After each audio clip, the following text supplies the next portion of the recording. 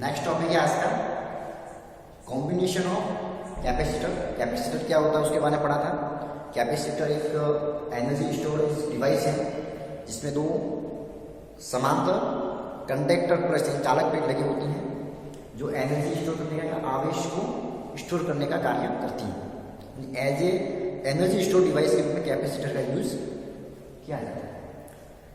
उसमें दो समांतर प्लेट होगी, एक पे प्लस आवेश होगा, एक पे माइनस आवेश होगा। इन दोनों के समान आवेश रहता है, ठीक है। यानी कि प्लस अगर जो धनावेशित प्लेट है उसके ऊपर भी क्यू आवेश रहेगा, तो ऋणावेशित प्लेट के ऊपर भी क्यू आवेश ही रहेगा। इनके ऊपर समान आवेश रहता है, लेकिन जो आवेश जो रहता है वो विपरीत प्रकृति का होता है। एक प्लेट पे प्लस, एक प्लेट पर माइनस, ठीक है। इसके बारे में पढ़ लिया था। और नेक्स्ट जो आज का टॉपिक है संधारित्र यानी कैपेसिटर का संयोजन, कॉम्बिनेशन दो प्रकार से हो सकता है, सीरीज और पैरेलल। सीरीज यानी श्रेणी क्रम में, दूसरा है समांतर क्रम। जिस तरह से रेजिस्टेंस को सीरीज में और पैरेलल कनेक्ट करते हैं वैसे वैसे कैपेसिटर को भी सीरीज में और पैरेलल कनेक्ट किया जा सकता है। लेकिन जो डेरिवेशन में जो फॉर्मूला जो डिराइव होगा वो तो जो रेजिस्टेंस है ऑपोजिट आएगा। इसमें सबसे पहले है आपके सीरीज। यदि कैपेसिटर श्रेणी क्रम में सीरीज में जुड़े हुए हैं तो जो उसकी जो टोटल कैपेसिटेंस है, धारिता कितनी होगी उसको कैलकुलेट करेंगे, ठीक है।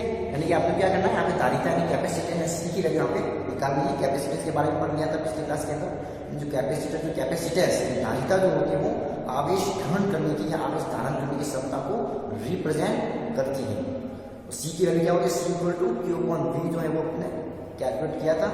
क्योंकि बैटरी के द्वारा जब कैपेसिटर पर वोल्टेज अप्लाई किया जाता है तो जितना बैटरी का वोल्टेज इंक्रीज करेंगे तो कैपेसिटर के जो आवेश ग्रहण करने की जो कैपेसिटी है वो भी बढ़ेगी।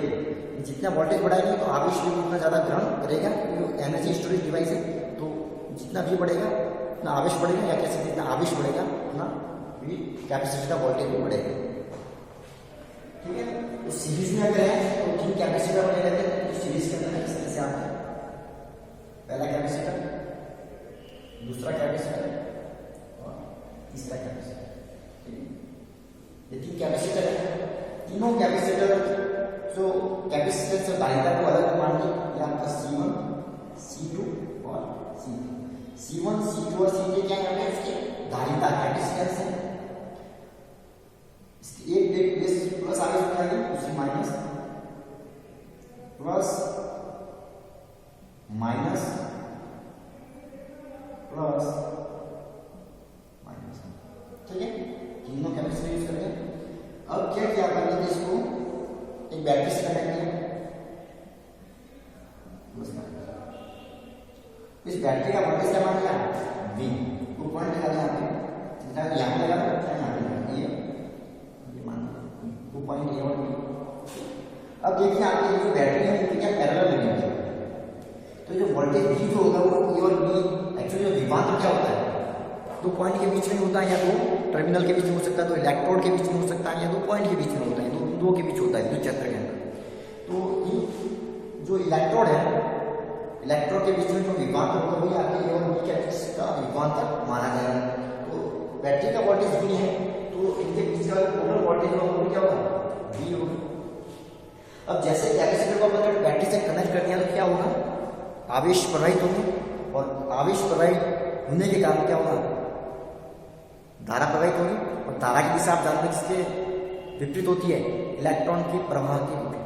तो इलेक्ट्रॉन किस तरफ मूव कर रहे हैं आपको, नेगेटिव से पॉजिटिव की ओर। इलेक्ट्रॉन नेगेटिव टर्मिनल से पॉजिटिव टर्मिनल की ओर मूव करेंगे तो धारा की दिशा क्या होगी, बैटरी के पॉजिटिव से नेगेटिव की ओर। तो आपको धारा की डायरेक्शन बतानी है, धारा की डायरेक्शन, इलेक्ट्रिक करंट की डायरेक्शन। ये सिंगल लूप में आपके क्या है, वर्क कर रहा है। तो मैंने पिछले क्लास में पढ़ाया था जब सिंगल लूप के अंदर क्या होता है, वो भी नेटवर्क या कोई इलेक्ट्रिक सर्किट सिंगल लूप में है तो उसमें प्रत्येक पॉइंट पर जो इलेक्ट्रिक करंट की वैल्यू समान रहती है। यानी कि जो करंट जो फ्लो हो रही है उन सब जगह क्या है, समान है। ये पॉजिटिव टर्मिनल से जो करंट की वैल्यू शुरू होगी वो भी वो नेगेटिव टर्मिनल पर खत्म हो गया, किसी भी पॉइंट के ऊपर क्या भी समान है।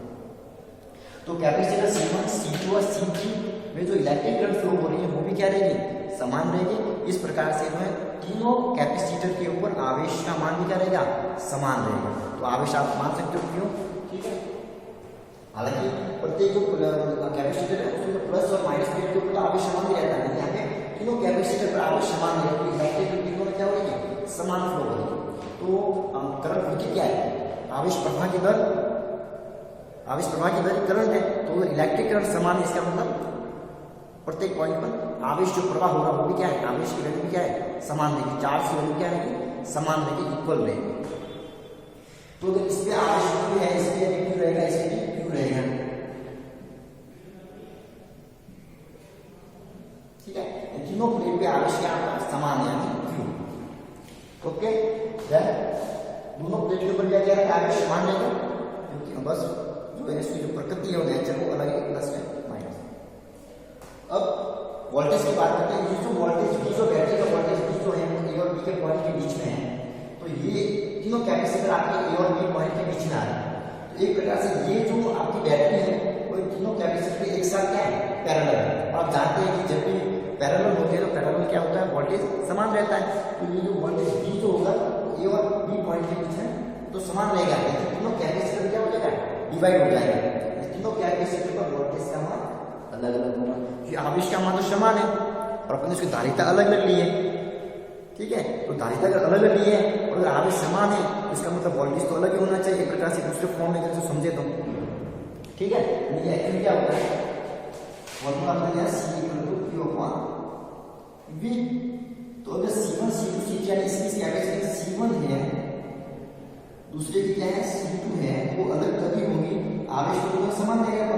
इसका मतलब C1 तभी तो दोनों का विभव सेम हो गया, इसका मतलब धारिता भी हो जाएगी, समान हो जाएगी। आवेश तो समान है और विभव समान हो गया तो धारिता भी समान हो जाएगी, क्योंकि धारिता तो अपन ने क्या लिया है, अलग ली है, तो वोल्टेज क्या होगा, अलग होगा। तो ये V1 रहेगा, ये V2 रहेगा। तो जो प्रत्येक कैपेसिटर पर जो वोल्टेज क्या रहेगा, अलग अलग रहेगा, ठीक है।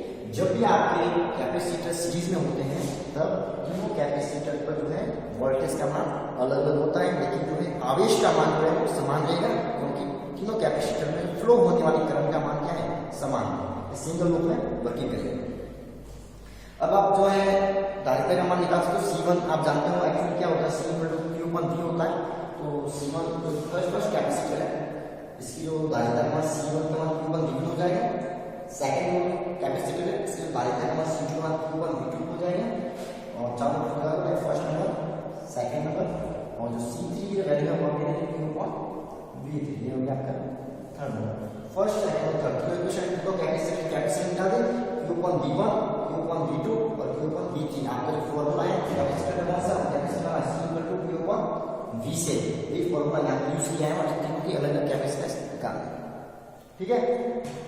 तो इसकी जो डेफिनेशन जो होती है सीरीज के अंदर क्या होती है, इसमें क्या होता है, कैपेसिटर की जो पॉजिटिव प्लेट होती है वो बैटरी के पॉजिटिव टर्मिनल में होती है, और फर्स्ट कैपेसिटर की जो नेगेटिव जो प्लेट है वो सेकंड कैपेसिटर के पॉजिटिव प्लेट से कनेक्ट है, और सेकंड कैपेसिटर की जो नेगेटिव प्लेट जो है वो थर्ड कैपेसिटर के पॉजिटिव प्लेट से कनेक्ट होती है, और जो थर्ड कैपेसिटर नेगेटिव प्लेट होती है वो बैटरी के नेगेटिव टर्मिनल से कनेक्ट होती है। इस तरह से आप इसकी डेफिनेशन को भी लिख सकते हैं कि सीरीज में आपका कैपेसिटर है।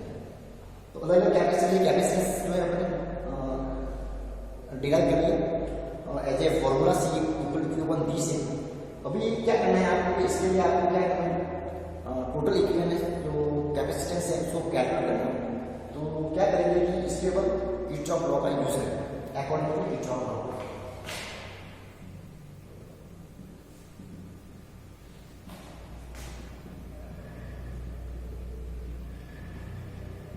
ठीक है, अब किरचॉफ लॉ के अकॉर्डिंग क्या होता है कि किसी भी नेटवर्क के लिए जो टोटल जो वोल्टेज जो होता है उसका सम क्या होता है, 0 होता है। आप सब डायरेक्ट फॉर्मूला यूज कर सकते हो, जो B जो होता है वो आपके तीनों कैपेसिटी पर डिवाइड हो रहा है, तो B = V1 + V2 + V3 का यूज कर सकते हैं, और चाहो तो आप इसमें किरचॉफ लॉ का भी यूज कर सकते हैं। तो मैंने आपको बताया था किरचॉफ लॉ में जब वोल्टेज का सेकंड लॉ है उसमें क्या होता है कि आपको वोल्टेज का सम जो होता है उस लूप के लिए 0 रहता है। तो अपन स्टार्टिंग कहाँ से करेंगे, अपन को इलेक्ट्रिक करंट की डायरेक्शन में चलना है। इलेक्ट्रिक करंट की डायरेक्शन क्या है, तो मैंने आपको बताया था इलेक्ट्रिक करंट की डायरेक्शन में जब भी चलते हैं तो बैटरी के लिए जो वोल्टेज नेगेटिव आएगा या पॉजिटिव आएगा, इसमें अपन जो पहला टर्मिनल कौन सा आ रहा है उसको आपको चेक करना है। शुरुआत ऐसे कर लेते हैं, तो पहले जो नेगेटिव टर्मिनल आएगा ये अपन करंट की डायरेक्शन में चल रहा है तो शुरुआत में तो बैटरी का नेगेटिव टर्मिनल से शुरुआत करेंगे। तो पहले नेगेटिव टर्मिनल आ रहा है, इससे मतलब बैटरी का जो वोल्टेज है वो आपको क्या लेना है, माइनस। यहाँ क्या जाएगा, माइनस V। अब इलेक्ट्रिक करंट की डायरेक्शन में चलो, कैपेसिटर का वोल्टेज क्या है, V1, इसका V2, इसका। कैपेसिटर और रेजिस्टेंस के लिए जब भी वोल्टेज के लिए वोल्टेज का साइन यूज किया जाता है कि अगर हम करंट की डायरेक्शन में चल रहे हैं तो उसके लिए पॉजिटिव लेते हैं। तो ये करंट की डायरेक्शन में चले तो plus V1 plus V2 plus V3, plus V1 plus V2 plus V3, सबका सम क्या हो जाएगा, 0। 4 वोल्टेज है, बैटरी का वोल्टेज है, क्योंकि यहाँ से स्टार्ट करें तो इसका नेगेटिव में पहले आ रहा है तो नेगेटिव। अगर ऐसे चलेंगे, यहाँ से अगर ऐसे चलना है, करंट के विपरीत चलना है तो पॉजिटिव पहले आएगा तो प्लस लेना, और ये करंट के विपरीत चलेंगे ये तीनों क्या लेंगे, माइनस ले आएंगे। और करंट की डायरेक्शन में चलते हैं तो रेजिस्टेंस और कैपेसिटर और इंडक्टर की जो वोल्टेज है वो पॉजिटिव लेना है, और जो उसमें से पहले आ रहा है उसको लेना है नेगेटिव या पॉजिटिव। 0 हो गया, ये माइनस है, इसको इस तरह भेज दो तो क्या हो जाएगा, V equal to V1 plus V2 plus V3। इस समीकरण नंबर आपके 4 है। तो वोल्टेज और V1 और V2 और V3 तीनों का सम हो गया। तो V1 V2 और V3 की वैल्यू आपको निकालनी है, यहाँ से निकाल दो। तो C1 की वैल्यू निकाल दो, V1 को उस तरफ भेज दो तो आपकी वैल्यू आ जाएगी V1 V2 और V3 की वैल्यू यहाँ से इसमें पुट कर दो, ठीक है। तो यहाँ से अगर V1 की वैल्यू निकालिए, क्या निकालना है, V1 equal to Q upon C1, यहाँ से V2 की वैल्यू अगर आपको निकालनी है Q अपॉन C2, और यहाँ से अगर V3 की वैल्यू निकालनी है आपको, V3 क्या हो जाएगा, Q अपॉन C3। इसको इस तरह भेज दो, इसको नीचे भेज दो, Q अपॉन C3। ये वैल्यू वहाँ इक्वेशन नंबर 4 पुट करेंगे। समीकरण 4 में इक्वेशन फर्स्ट सेकंड थर्ड से वैल्यू रखने, ठीक है। ये जो V1 V2 की वैल्यू वहां पे पुट कर दो, रख दो। तो V इक्वल टू क्या हो जाएगा, V1 की value Q upon C1 plus Q upon C2 plus Q upon C3, Q upon V1, Q upon C2 और Q अपॉन C3 यहाँ से वैल्यू रख दी। अब तीनों में Q कॉमन आया, कॉमन निकाल दो। V equal to Q 1 upon C1 plus 1 upon C2 plus 1 upon C3। Q को से नीचे भेज दो, V upon Q equal to 1 upon C1 plus 1 upon C2 plus 1 upon, ठीक है। अब V जो है टोटल वोल्टेज जो बैटरी के द्वारा अप्लाई हो रहा है और V के बीच में टोटल वोल्टेज है, और Q जो है टोटल जो आवेश फ्लो हो रहा है वो है, तो ये टोटल क्या हो जाएगा, टोटल कैपेसिटी मिलाएंगे इस पूरे कॉम्बिनेशन के लिए, ठीक है। अपन ये मेरे C इक्विवेलेंट लेते हैं, टोटल या इक्विवेलेंट कैपेसिटेंस, ठीक है। ये क्या हो गया, तुल्य धारिता, कुल धारिता बोल सकते हैं आप, तुल्य धारिता भी कह सकते हैं। तो C इक्विवेलेंट की वैल्यू क्या हो जाएगा आपके पास,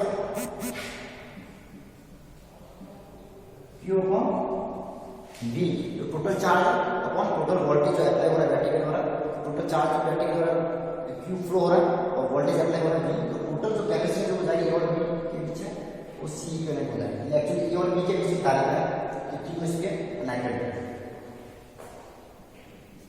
तो यहाँ से आपको क्या, ये V अपॉन Q है तो इसको V अपॉन Q में जब चेंज करना है तो इसको ऊपर गिन देंगे तो 1 अपॉन C इक्विवेलेंट हो जाएगा, ये हो जाएगा V अपॉन Q। अब ये जो वैल्यू याद रखनी है आपको, इक्वेशन नंबर 5 है, इक्वेशन नंबर, ओके। इस डायग्राम को हटा रहा हूं।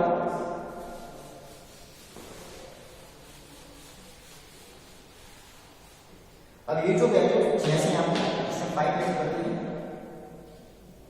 Value from equation 6 in equation 5, यहाँ से वैल्यू क्या है, तो आपके V अपॉन Q की जो वैल्यू है 1 upon C equivalent equal to 1 upon C1 plus 1 upon C2 plus 1 upon C3। ये आपके तुल्य धारिता की फॉर्मूला हो जाएगा, 1 upon C equivalent equal to 1 upon C1 plus 1 upon C2 plus 1 upon C3। अगर n कैपेसिटर जुड़े हुए तो आप n कैपेसिटर का यूज कर सकते हैं। तो ये इसकी तुल्य धारिता का सूत्र हो जाएगा। इसमें क्या हो रहा है आपकी तुल्य धारिता जो होती है अलग अलग कैपेसिटर के कैपेसिटेंस के इनवर्स के सम के बराबर होती है।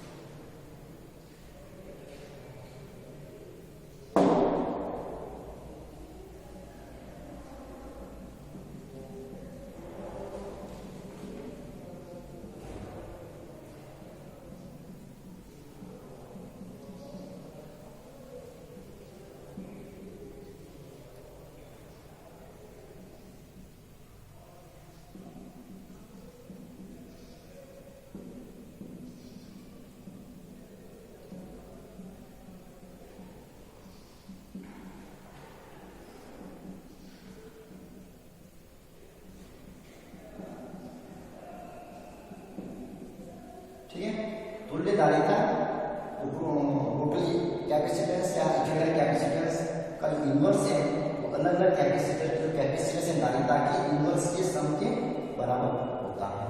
ये इसमें सीरीज में जब होते हैं आपके कैपेसिटर तब जो है ये तुल्य धारिता का मान है।